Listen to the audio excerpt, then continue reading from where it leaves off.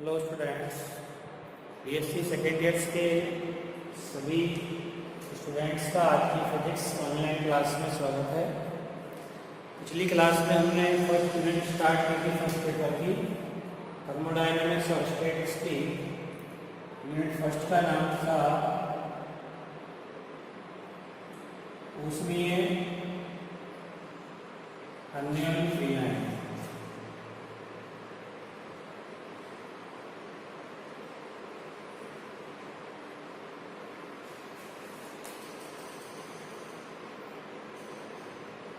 Thermodynamical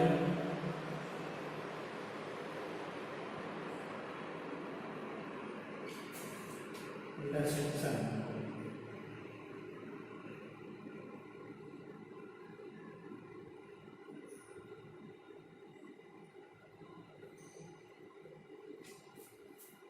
ऊष्मीय अन्योन्य क्रियाएं। सबसे पहले अपन बात करेंगे अन्योन्य क्रियाएं है क्या।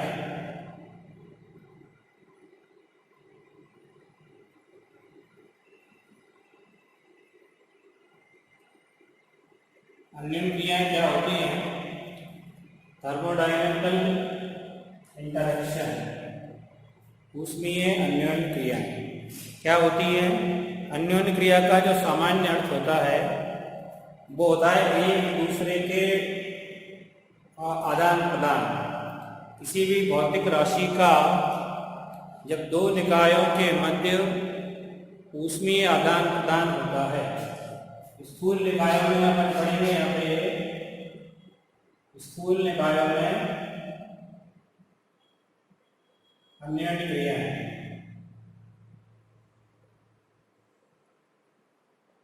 स्थूल निकायों में ऊष्मीय अन्योन्य क्रिया है। स्थूल निकाय का मतलब पहले ही बताया मैंने, जो बहुत बड़ा हो, इसमें कणों की, परमाणुओं की या आयनों की संख्या बहुत ज़्यादा मात्रा में हो तो उसको अपन बोलते हैं स्थूल निकाय।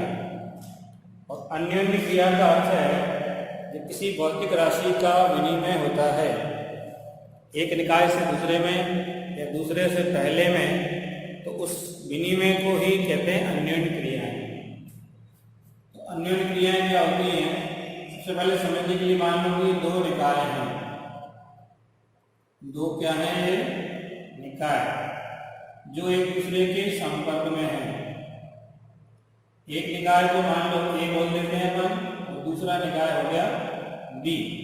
दोनों ही स्थूल निकाय हैं और एक दूसरे के संपर्क में हैं। दोनों निकाय एक दूसरे के क्या हैं? संपर्क में। तो संपर्क में होने से क्या होगा? दोनों के बीच में ऊर्जा का विनिमय हो सकता है, विनिमय संभव है। तो दोनों निकाय ए और ए डैश लिखते हैं अपन, दोनों को मिला के जो निकाय कहलाएगा वो होगा संयुक्त निकाय। दोनों को मिला के क्या कहलाएगा? संयुक्त निकाय, जो कि इसे कह सकते हैं ए स्टार से अपन दिखा सकते हैं। संयुक्त निकाय को दिखा सकते हैं ए स्टार से। कैसे दिखा सकते हैं? ए स्टार। और ये निकाय विलगित निकाय है। संयुक्त निकाय को क्या मान के चलेंगे अपन? विलगित निकाय।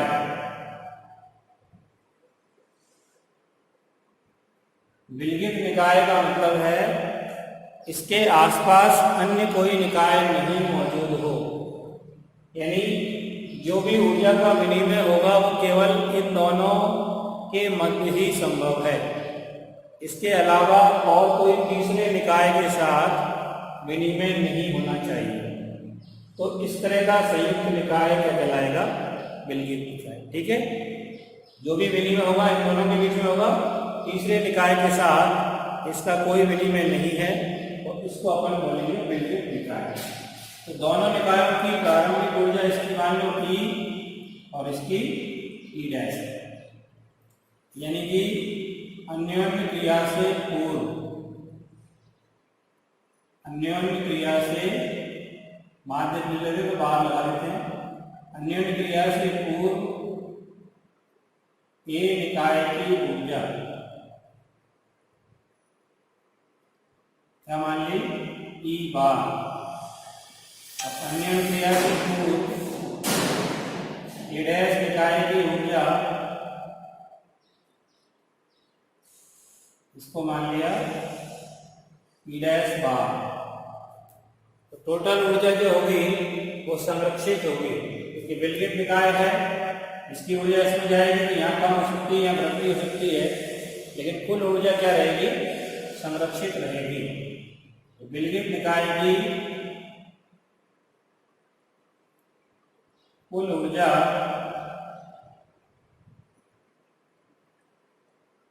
सदैव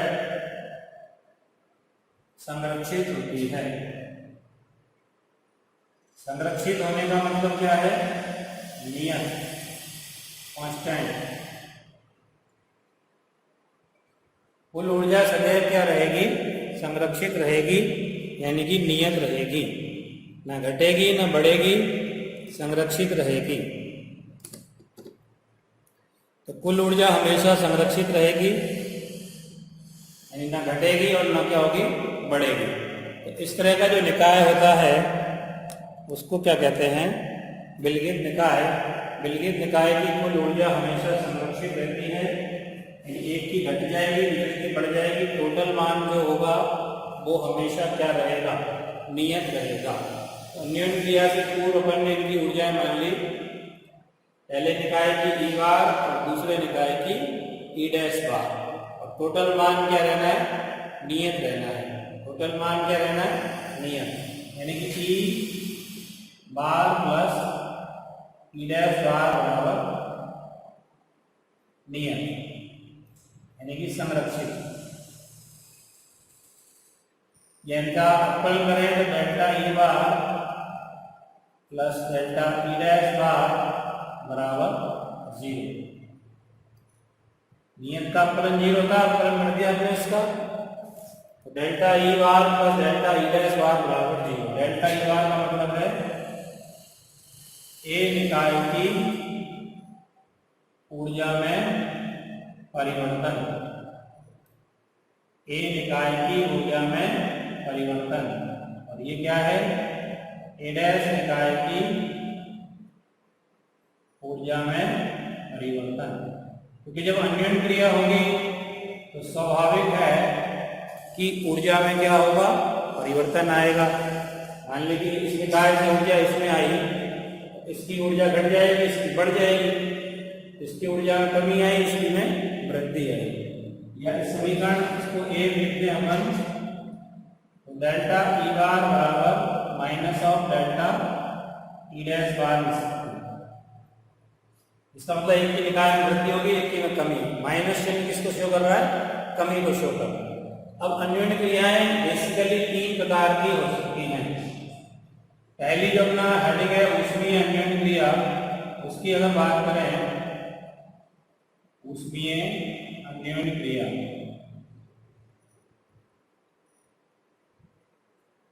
तो ऊष्मीय अन्योन्य क्रिया में क्या होगा, ऊर्जा का जो विनिमय होगा वो ऊष्मा के रूप में होगा।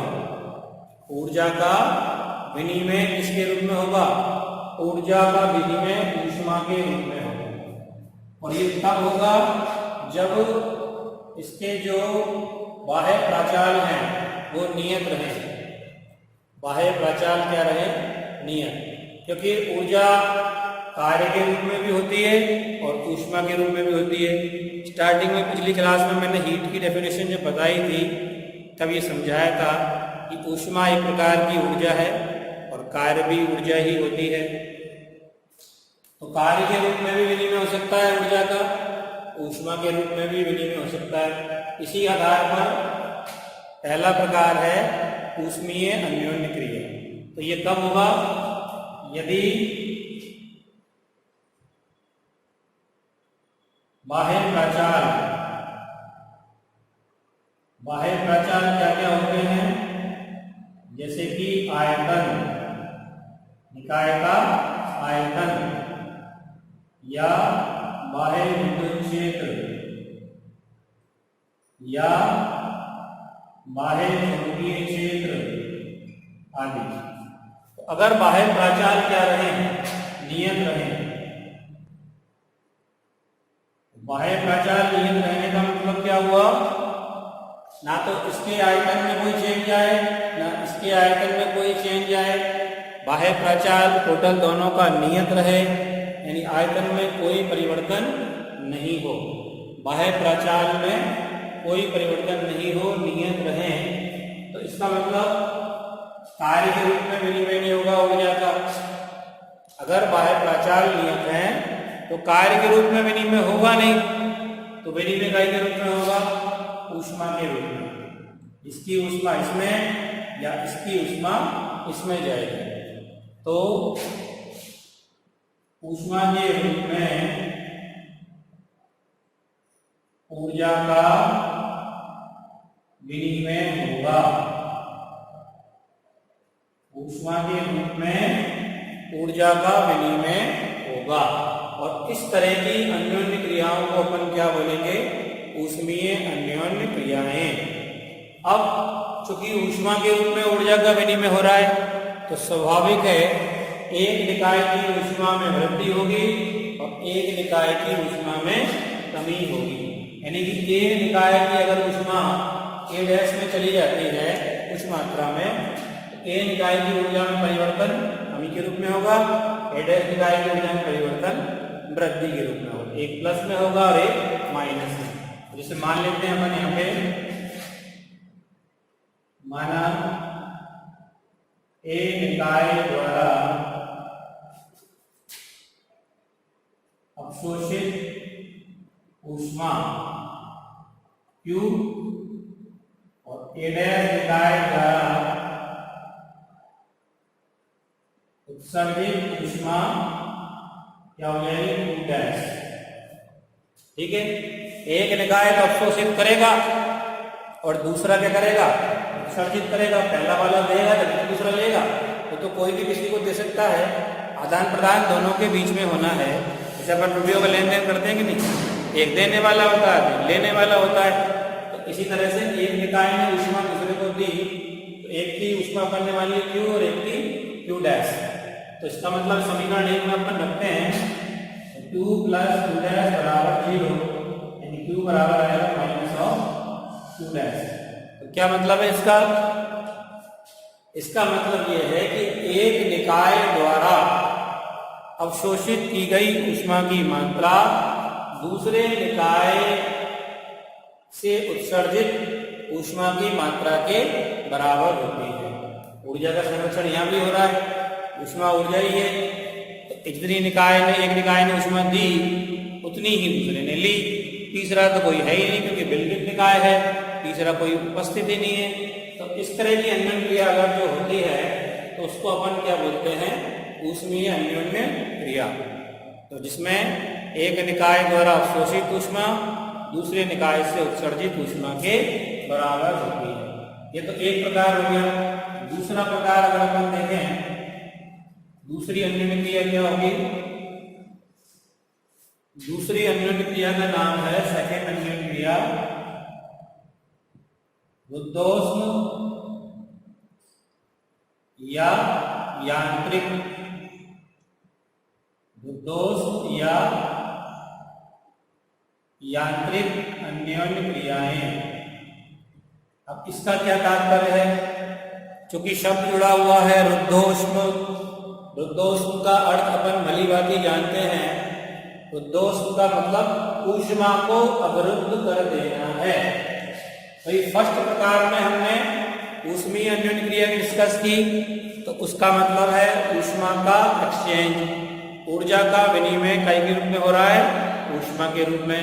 उसमें किस चीज को अपन ने कांस्टेंट रखा, बाह्य प्राचालों को, यानी आयतन, बाह्य विद्युत क्षेत्र, बाह्य चुंबकीय क्षेत्र, इनको अगर कांस्टेंट रखा जाए तो ऊष्मा के रूप में ऊर्जा विनिमय होता है। इसलिए अपन कह रहे हैं ऊष्मीय अन्योन्य क्रिया। लेकिन अब ऊष्मा को अवरुद्ध रखना है। रुद्धोष्म का तात्पर्य क्या है, रुद्धोष्म का तात्पर्य है ऊष्मा का विनिमय नहीं होने देना है। जैसे यहाँ बीच में दीवार लगा दें, अपने ऊष्मा रोधी दीवार लगा दी, बीच में क्या कर दिया अपन ने, ये ऊष्मा रोधी दीवार लगा दी। और बाहर से तो कोई निकाय है ही नहीं क्योंकि विलगित निकाय है, बाहर से कोई ऊष्मा अंदर या बाहर या कार्य कुछ होना नहीं है। जो कुछ होना है दोनों के बीच में ही होना है एक्सचेंज। अब हमने लगा दी ऊष्मा रोधी दीवार, तो स्वाभाविक है कि ऊष्मा के रूप में तो विनिमय होगा ही नहीं, तो फिर विनिमय काय के रूप में होगा अगर बाह्य प्राचालों में परिवर्तन किया जाए। इसमें क्या करना होगा, यदि बाह्य प्राचाल क्या बताया मैंने अभी, आयतन, बाह्य विद्युत क्षेत्र या बाह्य चुंबकीय क्षेत्र, इनमें अगर परिवर्तन कर दें, अगर इनमें परिवर्तन करें तो कार्य के रूप में विनिमय होगा। ऊर्जा विनिमय कार्य के रूप में होगा, कार्य के रूप में ऊर्जा विनिमय कार्य के रूप में होता है। ये मैं पहले भी बता चुका हूं कि कार्य भी ऊर्जा का ही एक रूप है। ऊष्मा भी ऊर्जा का रूप है और कार्य भी ऊर्जा का ही एक रूप है।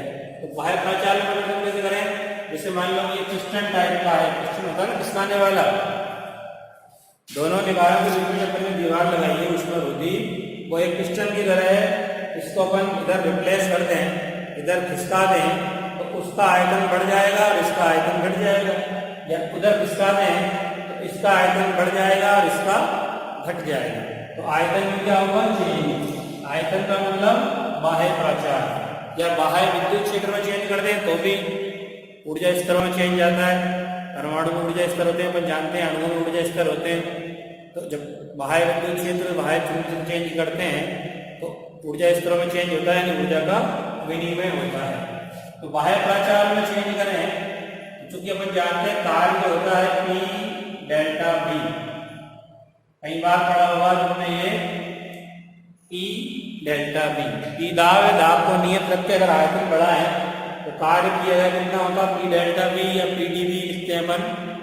फर्स्ट 11th क्लास से पढ़ रखा है, तो अपने 11th में 12th में फिजिक्स में केमिस्ट्री में सबने पढ़ा है। कार्य करने के लिए आयतन में परिवर्तन करना पड़ेगा। तो आयतन ही तो क्या है, बाह्य प्राचाल। तो ऊष्मा को तो रखना है अवरुद्ध और केवल कार्य में कार्य करना है इसके द्वारा, बाह्य प्राचालों में परिवर्तन के द्वारा। तो इसमें भी कार्य जो होगा एक निकाय द्वारा दूसरे निकाय पर कार्य किया जाएगा। जैसे पहली वाली अणु क्रिया में एक निकाय ने ऊष्मा अवशोषित की और दूसरे ने उत्सर्जित की, एक लेगा और दूसरा देगा। ऐसे ही यहाँ भी कार्य जो होगा दोनों निकायों पर एक निकाय द्वारा कार्य किया जाएगा और दूसरे निकाय पर कार्य होगा। अब क्या होगा, देखो दो कार्य होते हैं दूसरे के, एक तो निकाय द्वारा किया गया कार्य और एक होता है निकाय पर किया गया कार्य। तो निकाय द्वारा जब कार्य होगा तो स्वाभाविक है कि उसकी एनर्जी में क्या आएगी, कमी, उसकी ऊर्जा में क्या होगी, कमी। भाई तुम जैसे मान लो खाना खा के एनर्जी को प्रोड्यूस करते हो, बॉडी में तुम्हारी में एनर्जी कहाँ से डेवलप होती है, खाना खाने से, और जब तुम कार्य करते हो तो वो एनर्जी घटती है। तो तुम अगर कार्य करोगे, कोई निकाय अगर कार्य करता है तो उसकी एनर्जी में कमी आती है, और किसी निकाय पर कार्य किया जाएगा तो उसकी ऊर्जा में वृद्धि होगी, तो उसको प्लस मिलेगा, कार्य मिल रहा है उसको, एनर्जी मिल रही है उसको, तो उसकी ऊर्जा में क्या होगी, वृद्धि होगी। तो एक तो होगा निकाय द्वारा किया गया कार्य और एक निकाय पर किया गया। यहाँ पे मान लेते हैं निकाय ए द्वारा किया गया कार्य W डैश, इसको बाय में लिखेंगे अपन निकाय द्वारा, कमी माइनस की माइनस, और निकाय ए पर किया गया कार्य, इसको W लिखते हैं। तो डैश का अपन ने इस हिसाब से लिखा दिया, ए के लिए ए पे डैश नहीं, इस पे डैश नहीं, इस पे डैश, इस पे डैश, W और W डैश ये दोनों मान ले रखते हैं। अभी W डैश मान लो माइनस ना भी हो जाएगा, ना कि कुछ कहने की जरूरत नहीं पड़ेगी, तो समीकरण एक में लिखेंगे तो डेल्टा ई यानी ए निकाय की ऊर्जा में परिवर्तन किस बराबर है, W के बराबर, और W डैश बराबर 0। तो W बराबर क्या हो गया, माइनस डब्ल्यू डैश। ये माइनस क्यों आया? निकाय ए डैश द्वारा किया गया कार्य। तो कार्य जब करेंगे ऊर्जा में क्या आएगी? कमी, यानी कि नेगेटिव हो जाएगी।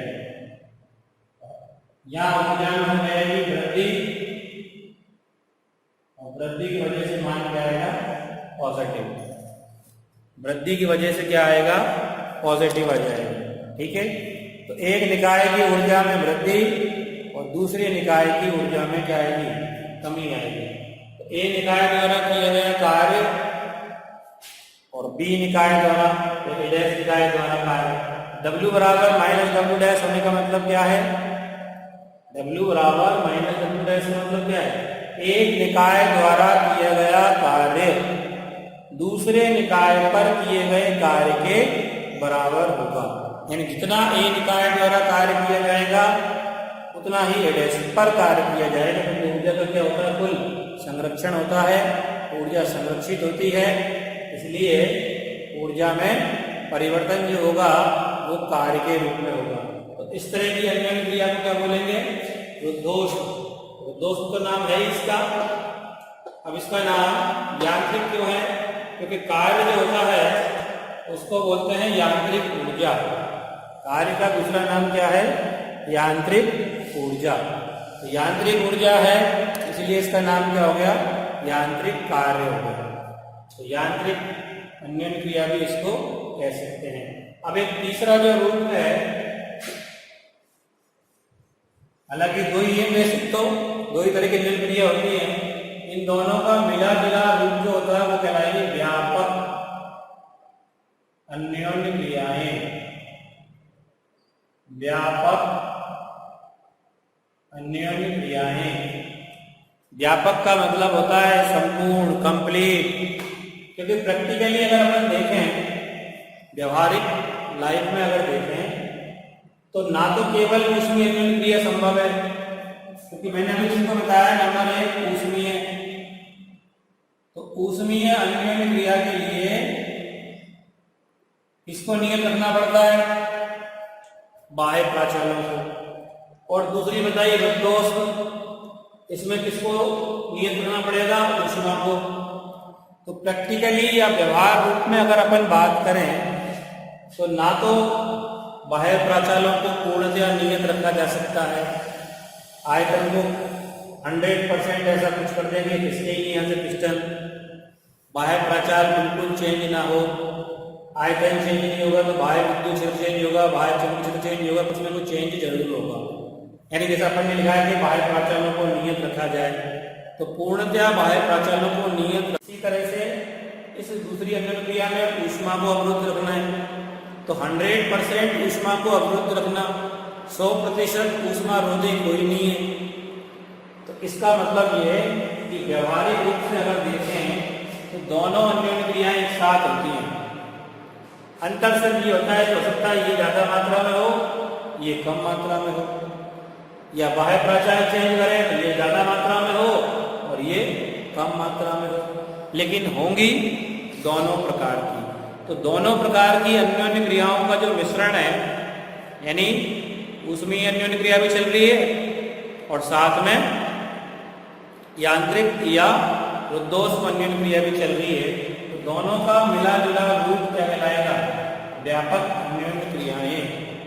तो व्यवहारिक रूप से जितनी भी अन्योन्य क्रियाएं होती हैं, सामान्य रूप से जिनको अपन देखते हैं, अध्ययन करते हैं, ऑब्जर्वेशन करते हैं, वो सारी अन्योन्य क्रियाएं कौन सी टाइप की होती हैं? व्यापक ही होती हैं। तो अपन एक रेयर कंडीशन थोड़ा सा किसी चीज़ को नेगलेक्ट मान के, जैसे इसमें बाह्य प्राचाल में परिवर्तन को नेगलेक्ट मान लें तो ऊष्मीय कह सकते हैं, इसमें ऊष्मा को पूर्णतः अवरुद्ध मान लें तो अपन यांत्रिक अन्योन्य क्रिया कह सकते हैं।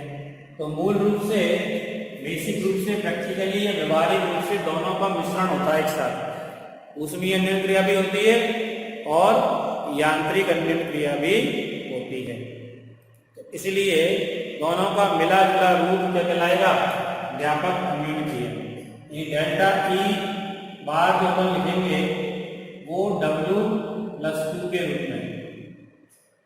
इसी तरह से दूसरे निकाय जो E' का है, डेल्टा E' का, उसको भी बल्कि Q dash plus W dash के रूप में। समीकरण एक में मान लिखेंगे Q प्लस W बराबर plus Q dash plus W dash बराबर 0, यानी Q प्लस W बराबर minus of Q dash plus,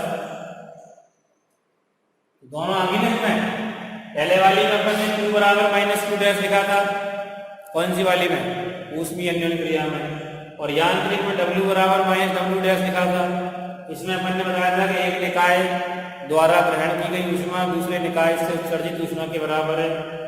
इसमें लिखा था एक निकाय द्वारा किए गए कार्य दूसरे निकाय पर किए गए कार्य के बराबर है।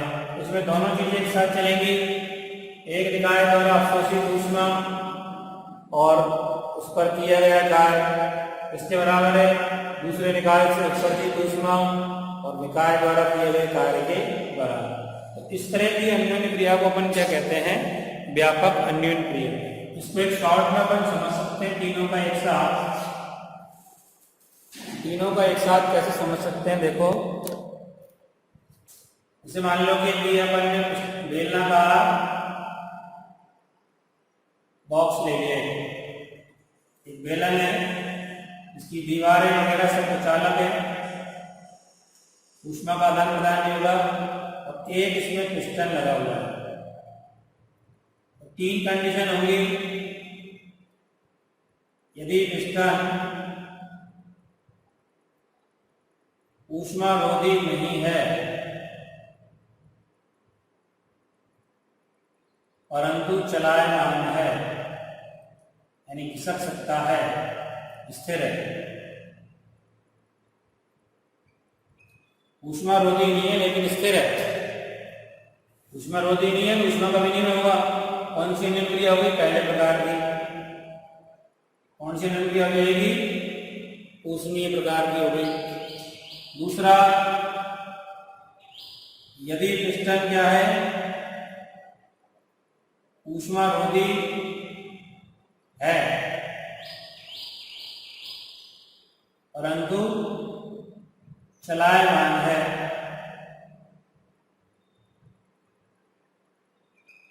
ऊष्मा रोधी है परंतु कैसा है, चलायमान है। तो क्या होगा, ऊष्मा रोधी है मतलब ऊष्मा का विनिमय नहीं होगा लेकिन चलायमान है, खिसक सकता है, तो आयतन में चेंज के कारण ऊर्जा का विनिमय के रूप में होगा, कार्य के रूप में। तो कौन सी प्रकार की हो जाएगी, उद्दोष। तो तीसरी कंडीशन, यदि पिस्टन ऊष्मा रोधी नहीं है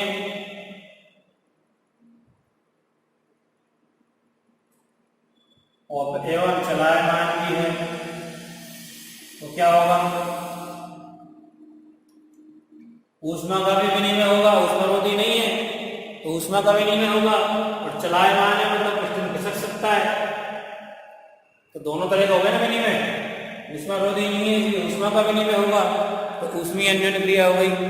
और पिस्टन सरक सकता है आगे पीछे, यानी आयतन में चेंज होगा, तो उससे कार्य के रूप में विनिमय हो जाएगा। तो दोनों तरह का अन्योन्य क्रिया हो गई, तो कौन सी प्रकार होगी, व्यापक। तो ये कंडीशन पे डिपेंड करेगा, अगर पिस्टन ऊष्मा रोधी नहीं है केवल स्थिर है तो ऊष्मा का विनिमय होगा, ऊष्मीय अन्योन्य क्रिया हो गई। यदि पिस्टन ऊष्मा रोधी है लेकिन चलायमान है तो ऊष्मा का विनिमय नहीं होगा, बाह्य प्राचाल द्वारा कार्य के रूप में ऊर्जा विनिमय होगा, तो कौन सी हो जाएगी, यांत्रिक अन्योन्य क्रिया। और ये वाली कंडीशन है, पिस्टन ऊष्मा रोधी नहीं है एवं चलायमान भी है, तो दोनों तरह की ऊर्जा का विनिमय होगा, ऊष्मा के रूप में भी और कार्य के रूप में भी। तो कौन से प्रकार की हो जाएगी, व्यापक अन्योन्य क्रिया। इसमें जो रिलेशन लिखा हुआ है वो थर्मोडायनेमिक्स का फर्स्ट नियम को फॉलो करता है। पहला नियम संतुष्ट करता है ऊष्मा गति का, ये पहला नियम। तो ये कुल मिला के अन्योन्य क्रियाएं हो सकती हैं। तो ठीक से समझ में आ गया होगा आप लोगों से, ऊष्मा का विनिमय हो तो ऊष्मीय अन्योन्य क्रिया, उसके लिए बाह्य प्राचाल नियम रखने होंगे, और अगर ऊष्मा रोधी रख के बाह्य प्राचालों में चेंज करें तो यांत्रिक, और दोनों तरह का विनिमय हो ऊष्मा के रूप में भी कार्य के रूप में भी, तो व्यापक अन्योन्य क्रिया। ठीक है, आज के लिए काफ़ी है।